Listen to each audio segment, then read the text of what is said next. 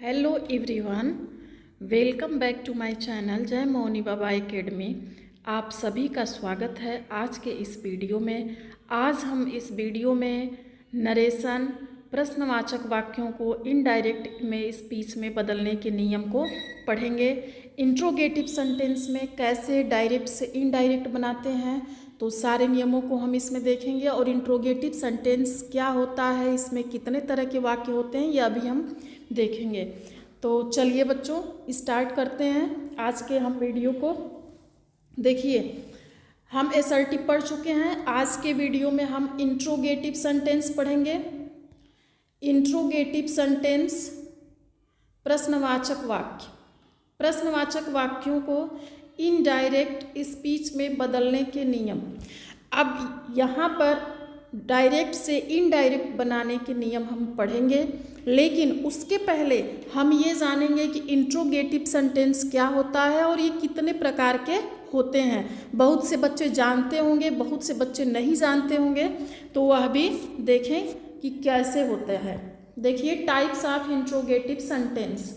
Interrogative sentence दो प्रकार के होते हैं।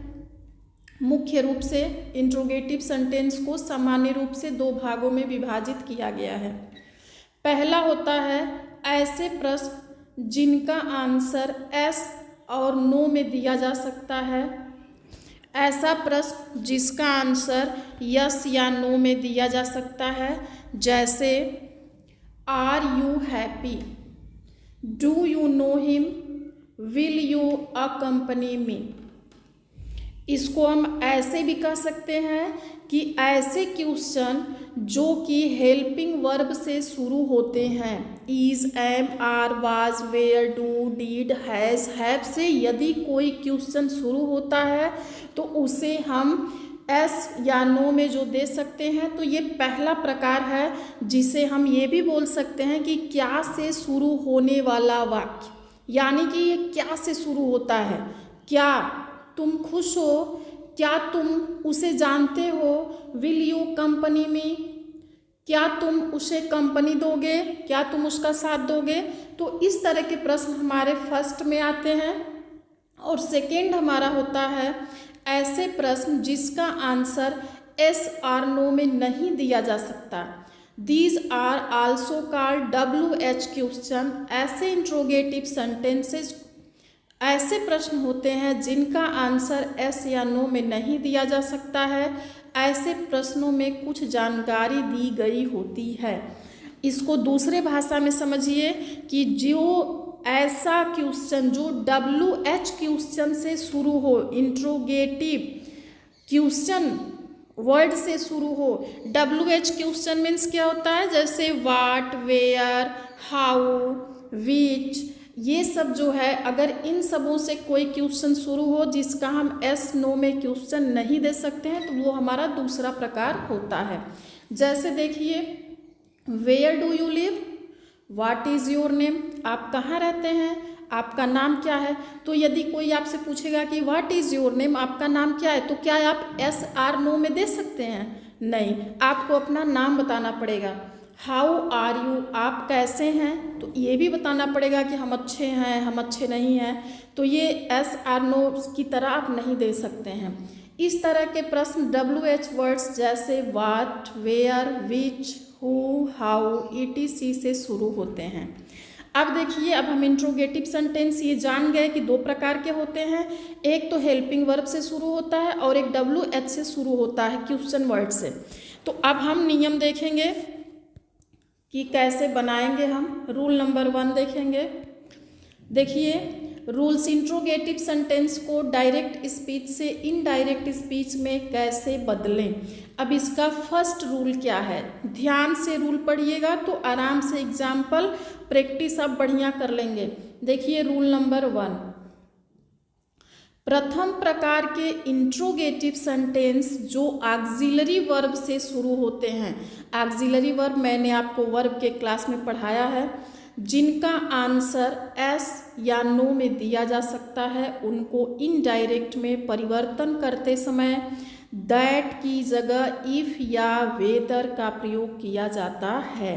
फर्स्ट रूल क्या है, आप असर्टिव सेंटेंस में दैट का प्रयोग करते थे इन्वर्टेड कॉमा हटाने के लिए, लेकिन यहाँ पे दैट का प्रयोग नहीं होगा। जब आपका इंट्रोगेटिव सेंटेंस होगा तो आपको इफ या वेदर का प्रयोग करना होगा। किस स्थिति में? जब आपके हेल्पिंग वर्ब से क्वेश्चन शुरू होगा। Is, am, are, was, where, has, have, had, do, did, इस तरह से यदि शुरू होगा, कैन, मे, विल, शैल, यदि इन सब वर्ड से आपके क्वेश्चन शुरू होंगे तो आप इन्वर्टेड कामा हटाएंगे, उसमें दैट नहीं लगाएंगे, इफ या वेदर का प्रयोग करेंगे। फर्स्ट रूल आप ये नोट डाउन कर लीजिए। अब चलिए सेकेंड रूल देखते हैं। सेकेंड रूल हमारा है इनडायरेक्ट स्पीच में इंट्रोगेटिव सेंटेंसेस को असर्टिव सेंटेंसेस में बदला जाता है। अब देखिए, जब इंट्रोगेटिव सेंटेंस होगा तो जब हम उसको इनडायरेक्ट बनाएंगे तो उसे हम असर्टिव में चेंज कर देंगे। असर्टिव मतलब सबसे पहले हम सब्जेक्ट लिखेंगे, फिर वर्ब लिखेंगे, फिर ऑब्जेक्ट लिखेंगे। सब्जेक्ट, वर्ब, ऑब्जेक्ट, ये हमारा असर्टिव होता है। अर्थात इनडायरेक्ट स्पीच में परिवर्तित होने के बाद वाक्य एक प्रश्न के रूप में नहीं रहता है तथा वाक्य के अंत में लगा क्वेश्चन मार्क भी हट जाता है। जब हम इनडायरेक्ट बनाते हैं तो जो प्रश्न पूछा गया होता है वो प्रश्न नहीं रहता है, वह एक सिंपल असर्टिव सेंटेंस हो जाता है और जो पीछे क्वेश्चन मार्क लगता है वह भी हट जाता है और फुल स्टॉप हम वहाँ लगाते हैं। वाक्य का टेंस एवं प्रोनाउन पूर्व में बताए नियमानुसार जनरल रूल में बदले जाते हैं। टेंस में परिवर्तन और प्रोनाउन में परिवर्तन जो आप असर्टिव सेंटेंस में पढ़े थे सेम वही रहेगा, सिर्फ आपको इन्वर्टेड कामा हटाकर इफ या वेदर लगाएंगे और क्वेश्चन को असर्टिव में चेंज करके फुल स्टॉप लगा देंगे। अब देखिए तीसरा रूल। तीसरा रूल क्या है? रिपोर्टिंग वर्ब से, सेज, सैड की जगह आस्क, आस्क्ड, आस्क प्रयोग किया जाता है। कई बार आस्क की जगह इंक्वायर या इंक्वायर ऑफ का प्रयोग किया जाता है। इंक्वायर ऑफ का प्रयोग तब किया जाता है जब इसके बाद ऑब्जेक्ट लगता है। अब ये नियम आप असर्टिव में भी पढ़े थे कि से, सेज और सैड तभी चेंज होगा जब उसके बाद ऑब्जेक्ट होगा, तो उसी तरह इसमें भी है। लेकिन यहाँ पर वहाँ पर क्या था कि सैड आपका टोल्ड में चेंज हो रहा था, यहाँ पर सैड आपका आस्क्ड में चेंज होगा और से आपका आस्क में, सेज यदि है तो आस्क्ड में, और आस्क की जगह हम इंक्वायर ऑफ का भी यूज कर सकते हैं। अब देखिए, अब एग्जाम्पल हम देखते हैं। नियम हो गया, अब एग्जाम्पल देखिए। पहला example, she said to me. ध्यान से बच्चों देखिएगा, एक बार में आप लोगों को समझ में आ जाएगा यदि आपने असर्टिव सेंटेंस पढ़ लिया है तो। यहाँ देखिए, she said to me are you going to college, ये हमारा डायरेक्ट स्पीच है। शी सेड टू मी, वह मुझसे कही। Are you going to college, क्या तुम कॉलेज जा रहे हो? अब यहाँ पे इनडायरेक्ट हमें बनाना है। अब देखिए, सबसे पहले हम सी लिख दिए। अब यहाँ पर सेड टू मी, यहाँ सेड के बाद ऑब्जेक्ट आया है मी, तो यहाँ हम सैड को बदल देंगे आस्क्ड में। फिर टू नहीं लिखते हैं बच्चों, फिर लिखेंगे मी। ठीक, अब इन्वर्टेड कामा हटाने के लिए अभी ऊपर हमने पढ़ा है कि इफ़ या वेदर लगाएंगे, तो हम इफ़ भी यूज़ कर सकते हैं और वेदर भी यूज कर सकते हैं यहाँ पर। इसके बाद अब देखिए sentence, are you going to college है। अब हम देखेंगे कि किस टेंस का है, तो are you going, are going है तो ये प्रेजेंट कंटिन्यूअस का है तो पास्ट कंटिन्यूअस में जाएगा। अब यहाँ पे जो ये यू है, यू हमारा किस पर्सन का है? सेकेंड पर्सन का है। और सेकेंड पर्सन किससे चेंज होता है? मी से, ऑब्जेक्ट से चेंज होता है। अब यहाँ पर जब ये यू है, ये मी है, तो मी के अनुसार यहाँ लगेगा आई, यहाँ क्या हो जाएगा आई। अब आई के अनुसार हम क्या लगाएंगे, पास्ट कंटिन्यूअस में वाज, इसके बाद going to college full stop. अब देखिए जो भी नियम आप देखे हैं ना, सब आपको समझ में आएगा। सेड टू के हमने जगह क्या कर दिया, आस्क्ड, सेड टू को आस्क्ड में चेंज कर दिया, मी लिख दिया, इन्वर्टेड कामा हटा के हमने वेदर लिख दिया। अब are you going to college है, तो इसको हम एसर्टिव में चेंज कर दिए हैं। एसर्टिव में चेंज किए हैं तो आई लिखे हैं सबसे पहले सब्जेक्ट, इसके बाद हेल्पिंग वर्ब, इसके बाद मेन वर्ब, इसके बाद कॉलेज। अब ये यहाँ से यहाँ तक ये हमारा एसर्टिव सेंटेंस होगा। आया समझ में? देखिए एक और देख लीजिए, अभी एक दो और देखेंगे तो समझ में अच्छे से आ जाएगा। आराम से पेशेंस रख के समझिए।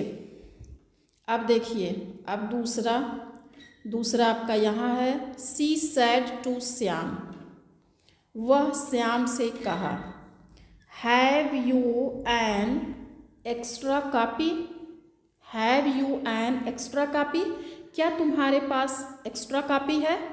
अब देखिए इसको कैसे बनाएंगे। अब यहाँ पर सेड टू है, इसके बाद ऑब्जेक्ट आया है श्याम, तो इसको हम चेंज करेंगे, पहले सी लिखेंगे, सेड टू को चेंज कर देंगे आस्क्ड में, आस्क्ड में भी चेंज कर सकते हैं, इंक्वायर ऑफ में भी चेंज कर सकते हैं। अब हम लिखे सी आस्क्ड श्याम, श्याम लिख दिए। अब यहाँ पे देखिए इन्वर्टेड कामा हटा के, या ऊपर हमने वेदर यूज किया था, यहाँ पर हमने इफ यूज कर दिया। दोनों में से कोई लिखेंगे तो हमारा सेंटेंस सही होगा। अब यहाँ हम लिखेंगे इफ।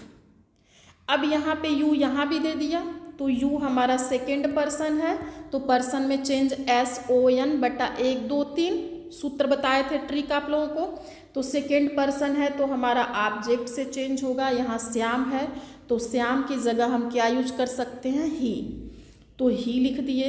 अब देखेंगे कि किस टेंस का है, हैव लगा हुआ है तो ऑलरेडी किस टेंस का है, प्रेजेंट परफेक्ट का, तो ये कहाँ जाएगा, पास्ट परफेक्ट में, तो हैड लगा दिए, एन एक्स्ट्रा कॉपी, बन गया एकदम सिंपल सा, कोई दिक्कत नहीं। सेड टू को हमने आस्क्ड में चेंज कर दिया, श्याम लिख दिया, इन्वर्टेड कामा हटाकर इफ लगा दिया, इसके बाद यू को हमने चेंज कर दिया, श्याम से ही हो गया, ही हैव है तो यहाँ हैड कर दिया, हमारा सेंटेंस बन गया इंट्रोगेटिव का। एक और देख लीजिए, he said am I looking smart, वाह, ही सेड वह बोलता है, एम आई लुकिंग स्मार्ट, क्या मैं स्मार्ट दिख रहा हूँ।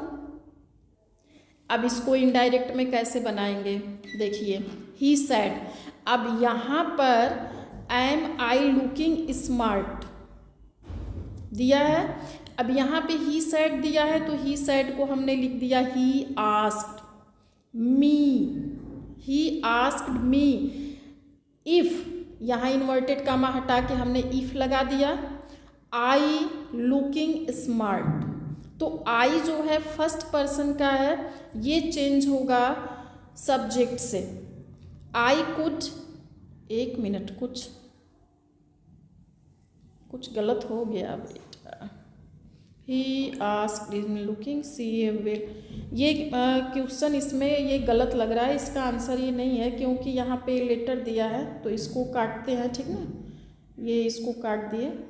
चलिए आगे जो एग्जाम्पल है उसको देखते हैं। देखिए, she said to me will you help me, ये दूसरा क्वेश्चन इसमें दे दिया है, will you help me, indirect. अब इसका सी सेड टू मी, अब ये क्या कह रहा है, सी सेड टू मी, अब यहाँ पे सेड टू को हमने चेंज कर दिया आस्क्ड में, she asked me if I would help her, अब यहाँ पर इन्वर्टेड कामा हटा के हमने इफ लिख दिया, इसके बाद यू है, यू सेकेंड पर्सन है तो ये चेंज होगा मी से, तो यहाँ आई हो गया, यहाँ पे विल है तो वुड हो जाएगा, हेल्प मी यहाँ है तो ये हो जाएगा हर। अब ये हमारा फर्स्ट जो हेल्पिंग वर्ब से शुरू होने वाले जो क्वेश्चन हैं उसके डायरेक्ट से इनडायरेक्ट बनाने के नियम भी हमने देख लिया और एग्जाम्पल भी हमने देख लिया। अब इसी में और आगे कुछ नियम हैं जिनको आप देखना आपको ज़रूरी है। इसको देखिए, यदि इंट्रोगेटिव सेंटेंस के साथ वाक्य में उसका उत्तर भी जुड़ा हुआ है तो ध्यान रखें यस में आंसर देते समय एसर्टिव में देना होगा और नो में आंसर देते समय निगेटिव में आंसर देना होगा। अब अगला कंडीशन क्या है कि यदि सेंटेंस में क्वेश्चन पूछ रहा है और यस आंसर दे रहा है उसी में या नो दोनों में से कोई भी आंसर यदि दे रहा है तो हमें एसर्टिव उसी तरह से देना होगा। यदि यस बोलेगा तो हम एसर्टिव में यस के हिसाब से लिखेंगे, आंसर देंगे, और नो यदि देगा तो निगेटिव में आंसर देंगे। जैसे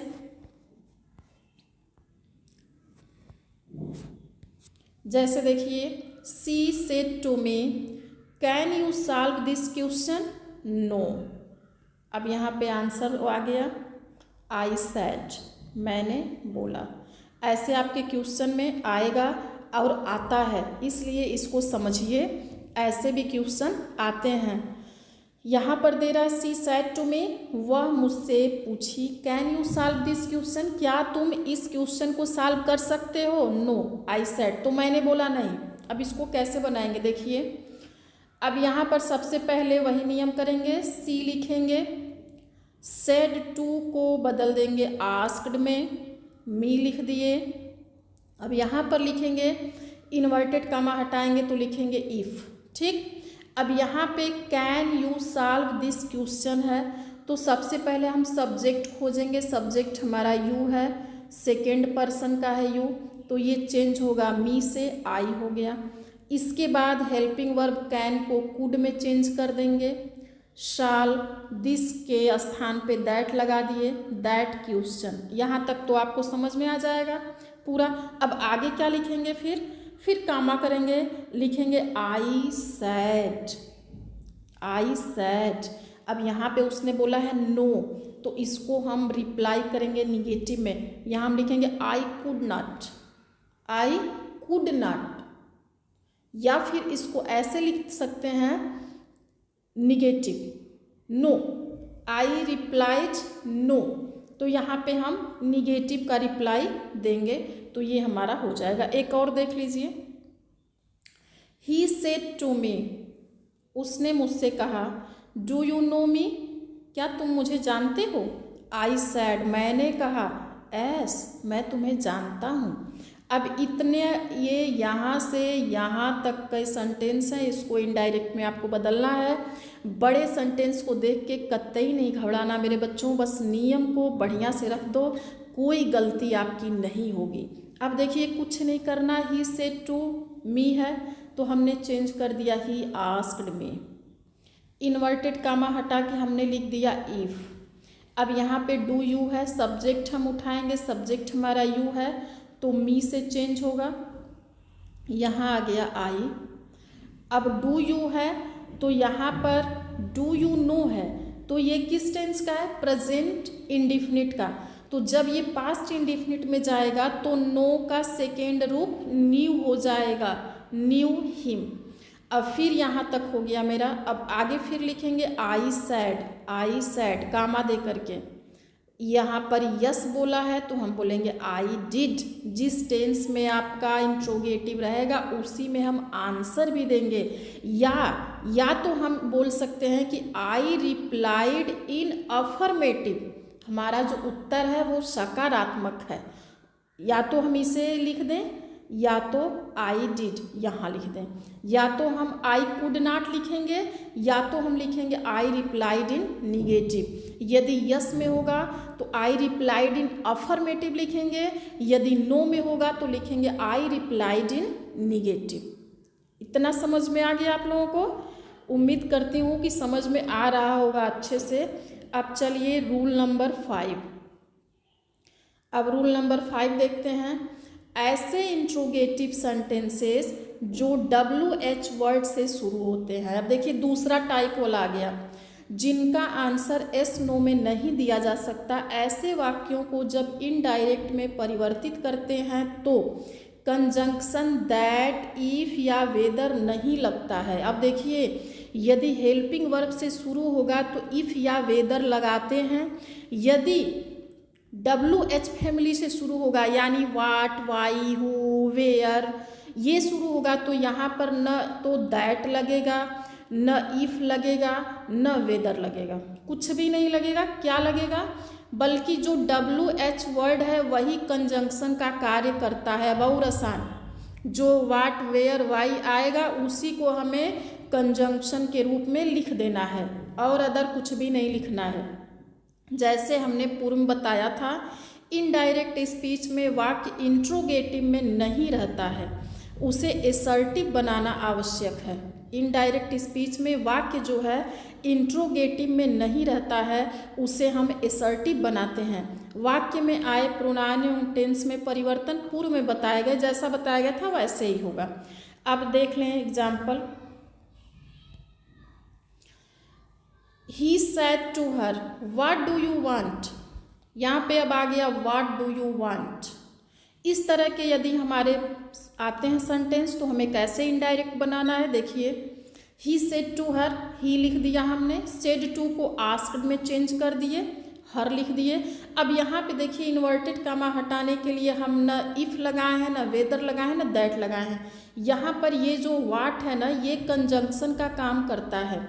इसके बाद डू यू वांट तो हम लिखेंगे यू जो है हमारा वो चेंज होगा ऑब्जेक्ट से, तो यहाँ पर हर है तो हर का सब्जेक्ट होगा सी। वांट का हो जाएगा, ये प्रेजेंट इंडेफिनिट है तो चला जाएगा पास्ट इंडेफिनिट में, तो वांट का सेकेंड रूप वांटेड हो जाएगा, डू डिड नहीं लिखा जाएगा। सी वांटेड हो गया, बन गया क्वेश्चन। क्या किए एक बार और देख लीजिए, बस ही सेड टू दूसरा देख लीजिए। He said to me why are you happy, वह मुझसे कहा वाई आर यू हैप्पी, क्यों तुम खुश हो, तुम क्यों खुश हो रहे हो या हो। अब इनडायरेक्ट इसका बनाएंगे। अब देखिए सेड टू को हमने चेंज कर दिया, आस्क्ड में ही आस्क्ड मी। अब वाई है तो सीधे वाई को लिख दिए। अब हमें सब्जेक्ट लिखना है, वर्ब लिखना है, उसके बाद जो है वो उतार देना है। अब सब्जेक्ट इसमें यू है तो यू चेंज होगा ऑब्जेक्ट से, मी का सब्जेक्ट हो जाएगा आई।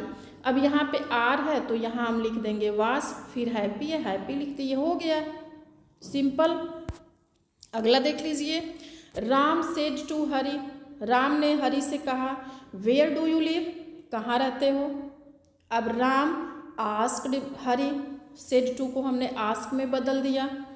वेयर हम लिख दिए। इफ वेदर दैट नहीं लगेगा, ये ध्यान दीजिएगा, जो क्वेश्चन वर्ड रहेगा उसी को हमें लिखना है और उसके बाद सब्जेक्ट और वर्ब। अब यहाँ पर डू यू लीव, अब यहाँ पर यू हमारा सेकेंड पर्सन है तो ये चेंज होगा हरि से, तो हरि का सब्जेक्ट हो जाएगा ही और लीव का हो जाएगा लिव्ड, क्योंकि पास्ट इंडेफिनिट में वर्ब का सेकेंड फॉर्म लगता है। एकदम बिल्कुल आसान, एकदम समझ में आप लोगों को आ रहा होगा। उम्मीद करती हूँ कि अच्छे से समझ में आ रहा होगा और आप जो है इंजॉय कर रहे होंगे इस सेशन में। आगे देखिए, सी, एक मिनट, हाँ यहाँ देखिए, Ram said to Sita who are you, Ram ने सीता से कहा हु आर यू, तुम कौन हो। अब इसको राम लिख दिए, सेड टू को हमने आस्क्ड में चेंज कर दिया, सीता लिख दिया। अब हु को हम कंजंक्शन के रूप में लिख दिए और आर यू, तो यू हमारा सेकेंड पर्सन है तो सीता से चेंज होगा, सी हो गया, आर की जगह वाज लिख दिए, हो गया। एक और देख लीजिए, she said to the teacher, वह टीचर से बोली how many student are there in the school, आपके स्कूल में कितने स्टूडेंट हैं। वह टीचर से बोली कि आपके स्कूल में कितने स्टूडेंट हैं। तो इसको हम बनाएंगे, सबसे पहले सी लिखेंगे, सेड टू को चेंज कर देंगे आस्क्ड में, टीचर लिख दिए। अब यहाँ पे हाउ हमारा हाउ लिख दिए। अब यहाँ पे मेनी स्टूडेंट, तो मेनी स्टूडेंट हमारा थर्ड पर्सन है इसलिए इसमें कोई चेंजिंग नहीं होगी, तो मेनी स्टूडेंट्स। अब यहाँ पे आर है तो ये चेंज हो जाएगा पास्ट में, तो वेयर लगाएंगे इन द स्कूल।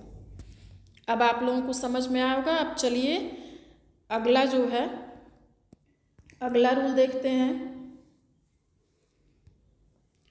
शैल IV से शुरू होने वाले प्रश्न, इस तरह के प्रश्नों से शैल IV से शुरू होने वाले प्रश्न हैं कि शैल और विल से कैसे शुरू होते हैं और उसको हम कैसे बनाते हैं।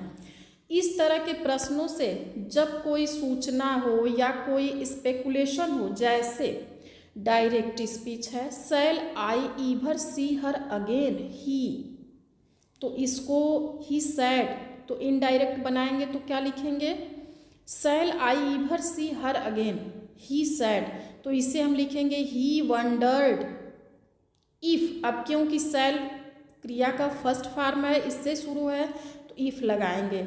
अब इफ लगाने के बाद आई को हम चेंज करेंगे, आई हमारा चेंज होगा सब्जेक्ट से, तो ही हो गया, और शैल का शुड होगा लेकिन ही के साथ हम वुड लगाएंगे, ईवर सी हर अगेन।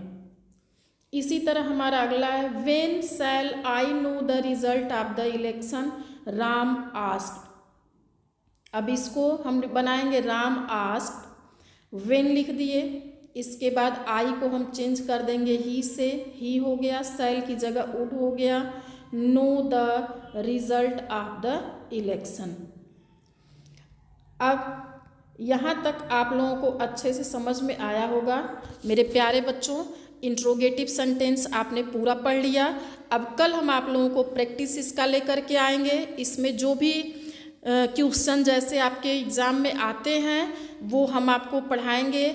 और यदि आप लोगों को वीडियो अच्छी लगी हो तो मेरे बच्चों लाइक कर देना, शेयर कर देना, चैनल को सब्सक्राइब कर लेना, बेल आइकन को प्रेस कर देना ताकि नोटिफिकेशन आपको पहले मिल जाए।